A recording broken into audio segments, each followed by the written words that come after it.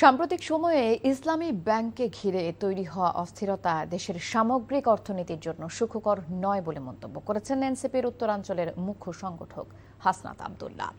বিকেলে সংস্কার, কর্মসংস্থান ও বিনিয়োগের মাধ্যমে টেকসই প্রবৃদ্ধি শীর্ষক 2026-27 অর্থবছরের ছায়া বাজেট আলোচনা অনুষ্ঠানে তিনি এই মন্তব্য করেন। হাসনাত আব্দুল্লাহ বলেন, বর্তমান সরকার একটি ভঙ্গুর অর্থনীতি উত্তরাধিকার সূত্রে পেয়েছে। কারণ বিগত সরকারের আমলে ব্যাপক অর্থ পাচার ও লুটপাটের কারণে দেশের অর্থনৈতিক ভিত্তি দুর্বল হয়ে পড়েছে। এই পরিস্থিতিতে বাস্তবসম্মত, সময়োপযোগী এবং জনকল্যাণমুখী বাজেট প্রণয়নের আহ্বান জানান তিনি। অনুষ্ঠানে এনসিপির যুগ্ম আহ্বায়ক আতিক মুজাহিদ বলেন, দেশের বন্দরগুলোকে পূর্ণাঙ্গ ডিজিটালাইজেশনের আওতায় আনা গেলে সরকার অতিরিক্ত প্রায় 20,000 কোটি টাকা রাজস্ব আয় করতে পারে। পাশাপাশি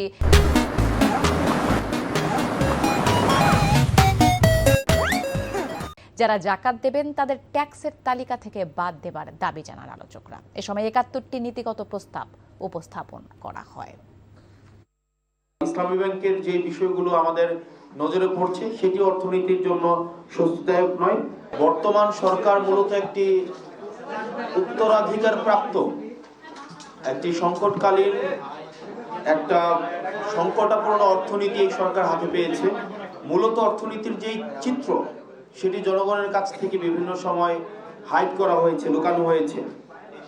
তো ফলত বাংলাদেশের অর্থনীতির স্বরূপটা জনগণের কাছে কখনোই যথাযথভাবে উন্মোচিত হয়নি।